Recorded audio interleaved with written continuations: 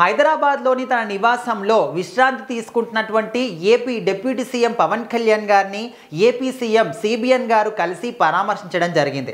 So రీసెంట్గా అందరికీ తెలిసిందే పవన్ కళ్యాణ్ గారు గత వారం రోజుల నుంచి కూడా వైరల్ ఫీవర్తోని బాధపడుతున్న సంగతి తెలిసిందే. సో చికిత్స తీసుకున్న తర్వాత అక్కడ వైద్యులు చెప్పిన ప్రకారం హైదరాబాద్కు వచ్చి ఆయన విశ్రాంతి తీసుకుంటూ ఉన్నారు.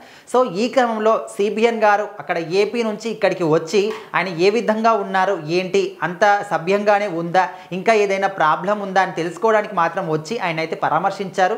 సో ఆయనతో పాటు కలిసి మాట్లాడి ఆ తర్వాత ఒక బొకే ఇచ్చి ఆయనతో పాటు కూర్చొని స్నాక్స్ కూడా తిన్న తర్వాత ఆయన అయితే వెళ్ళడానికి జరిగింది అని చెప్పేసి కూడా ఒక న్యూస్ అయితే వినిపిస్తుంది. సో మరి పవన్ కళ్యాణ్ గారు ఈ యొక్క పరిస్థితి రావడానికి కూడా ఆయనే కారణం అంటూ కూడా చాలామంది అంటూ ఉన్నారు. ఎందుకంటే ఆయన ఒక పని రాక్షసుడు కాబట్టి అటు రాజకీయాల్ని ఇటు సినిమా రంగాల్ని మొత్తాన్ని కూడా బ్యాలెన్స్ చేస్తూ, అంటే ముఖ్యంగా ఒకటే శాఖకు చెందినవాడు కాదు, 5 శాఖలకు మంత్రిగా ఉన్నాడు, ఒక డిప్యూటీ సీఎంగా, పిఠాపురానికి ఎమ్మెల్యేగా, అక్కడ సవ్యంగా అన్ని పనులను కూడా సవ్యంగా ముందుకు తీసుకెళ్తూ, దాంతోపాటు ఇటు సినిమాలు అంటే తన సినిమా ప్రేమికులకి తన ఫ్యాన్స్కి సినిమాని కూడా అందించాలి అని చెప్పేసి ఇక్కడ సినిమాలు చేస్తూ, అంటే డే అండ్ నైట్ కూడా చిన్న విశ్రాంతి లేకుండా ఆయన ప్రజల కోసం ఫ్యాన్స్ కోసం పని చేస్తూనే ఉన్నారు.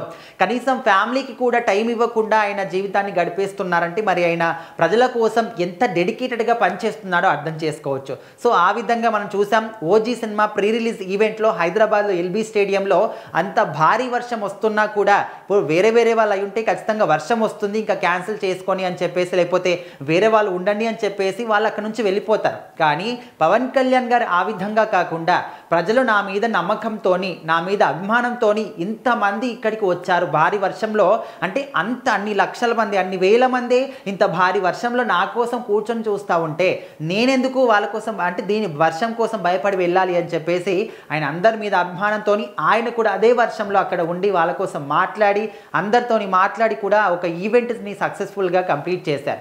సో ఆ విధంగా అంత డెడికేటెడ్గా ఉంటారు కాబట్టి ఆయనకి ఇంత మంచి పేరు ప్రఖ్యాతలు వస్తూ ఉన్నాయి. సో ఆ విధంగా చేస్తున్నారు కాబట్టి సిబిఎన్ గారు కూడా గర్వంగా సగౌరవంగా ఇక్కడికి వచ్చి ఆయనతోని మాట్లాడి అంత సవ్యంగా ఉందా లేదా తెలుసుకొని మాత్రం వెళ్ళడం జరిగింది. సో ఖచ్చితంగా దీనికి సంబంధించిన ఫోటోలు మాత్రం ఇప్పుడు సోషల్ మీడియాలో వైరల్ అవుతూ ఉన్నాయి.